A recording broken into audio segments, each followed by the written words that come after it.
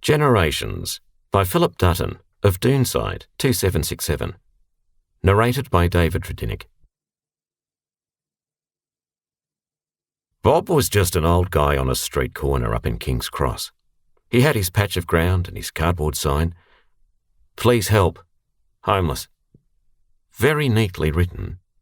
Bob was not stupid, but he had suffered a sequence of unfortunate events.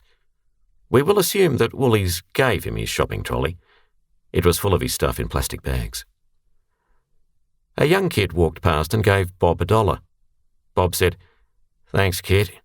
Stay kind, kid, and life will be kind to you." The kid waved and kept walking, playing with his phone. The same kid walked past again the next weekend. He gave Bob $2. "Thanks, kid. You're a good guy," Bob said. "What's your name?" "Matt." "I'm Bob. Thanks again." Matt dropped $2 into Bob's cap again the next weekend. Matt still had his head in his phone. "Why are you always playing with that phone?" Matt stopped and showed Bob a few things that the phone could do. Google, pictures, maps, and so on. Matt said, "You should get one." Bob laughed. "Don't let technology tell you how to live." The next weekend, Matt saw that Bob's cardboard shelter had suffered in the rain. "You should look for some corflute. It's waterproof," Matt said. He gave Bob $2 and told him to enjoy a coffee. Next weekend, Bob had quite a fancy corflute shelter. So did his mates on the next two corners. Matt asked him how. Bob said, "Because I have friends. Remember to keep your real friends. 2 hearts beat stronger than one." Matt said, "Good advice, but what about this great shelter?" "Because of your idea, I spoke to my friends on the next few corners.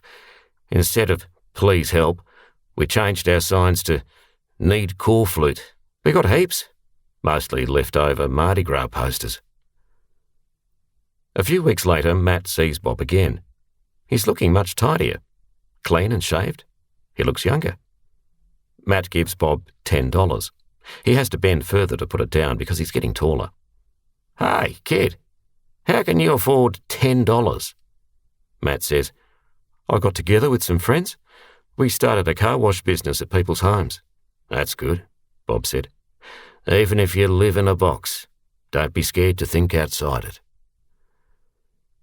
A few weeks later, Matt is approaching the corner. He can hear music coming from the area, and there is a large crowd gathered around. He gets up near the front of the crowd and he can see Bob playing a flute, and playing it very well too. Bob has a friend next to him who is playing the guitar. The music is very good.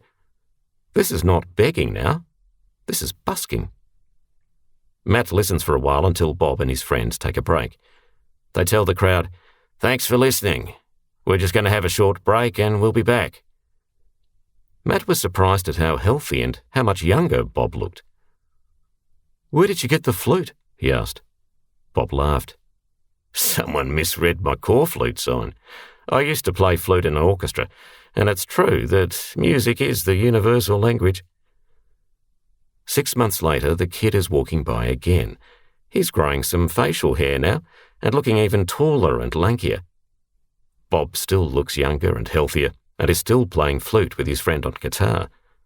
The music is excellent, with a hypnotic rhythm and a jazz flavour to the melody. A substantial crowd is listening. Matt gives Bob a nod and joins in with his harmonica. The crowd gets bigger. After a few sets, they take a rest and let the crowd dissipate. "How's your car wash business?" "Great," says Matt. "We do lawns as well now." "That's good to hear, mate. You're pretty good with the harmonica too." Matt said, "Thanks. You gave me the idea." "I might see you again here if we're playing music, but I'm leaving the corflute behind now. My friends and I have a proper place to live." "That's so good to hear," said Matt. "Out of the box." They both smiled.